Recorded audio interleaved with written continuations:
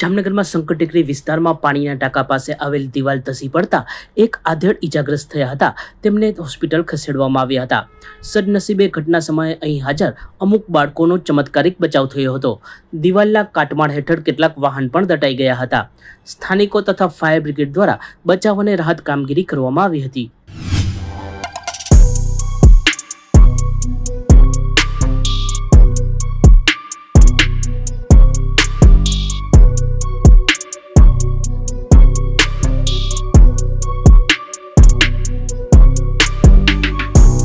જામનગરમાં તાજેતરમાં નવા એસપી તરીકે ડોક્ટર રવિ મોહન સૈનીની નિમણૂક થઈ છે. નવા અધિકારીના પદભાર સંભાળ્યા પછી પોલીસ દ્વારા નાઇટ ડ્રાઈવ યોજવામાં આવી હતી. પવનચક્કી તળાવની પાર, ડીકેવી સર્કલ સહિતના વિસ્તારોમાં વાહન ચાલકોનું ચેકિંગ હાથ ધરવામાં આવ્યું હતું. City A division PI Nikunj ચાવડાની આગેવાનીમાં પવનચક્કી પાસે ચેકિંગ હાથ ધરવામાં આવ્યું હતું. નિયમભંગ કરનારા વાહન ચાલકો વિરુદ્ધ કાર્યવાહી કરવામાં આવી હતી.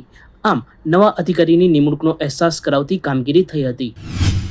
રાહુલ ગાંધી દ્વારા ચૂંટણી પક્ષ પર પુરાવાઓ સાથે આરોપ લગાવી ભાજપ વોટ ચોરી કરી ચૂંટણીઓ જીતી હોવાનો આરોપ લગાવવામાં આવ્યો છે. ત્યારે કોંગ્રેસ અને વિપક્ષ દ્વારા આ મુદ્દે સરકારને ઘેરવામાં આવી રહી છે. જામનગરમાં પણ આ મુદ્દે કોંગ્રેસ દ્વારા લાલ બંગલા સર્કલમાં વિરોધ પ્રદર્શન કરવામાં આવ્યું હતું.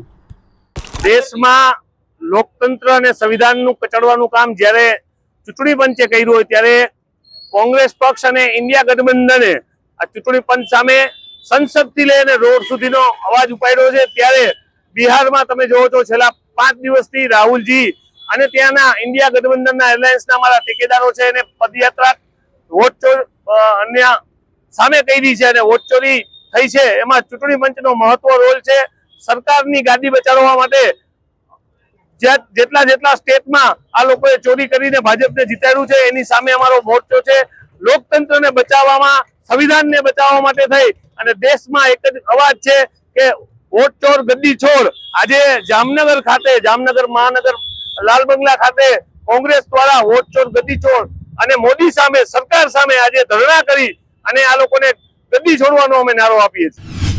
જામનગરનું institute of teaching and research in Ayurveda એટલે કે ઇટ્રાની મુલાકાતે ઘાના દેશની એક યુનિવર્સિટીના વાઇસ ચાન્સેલર લીડિયા અઝાઈ ઇતોએ આવ્યા હતા. તેમણે ઇટ્રાની પ્રવૃત્તિઓ નિહાળી હતી.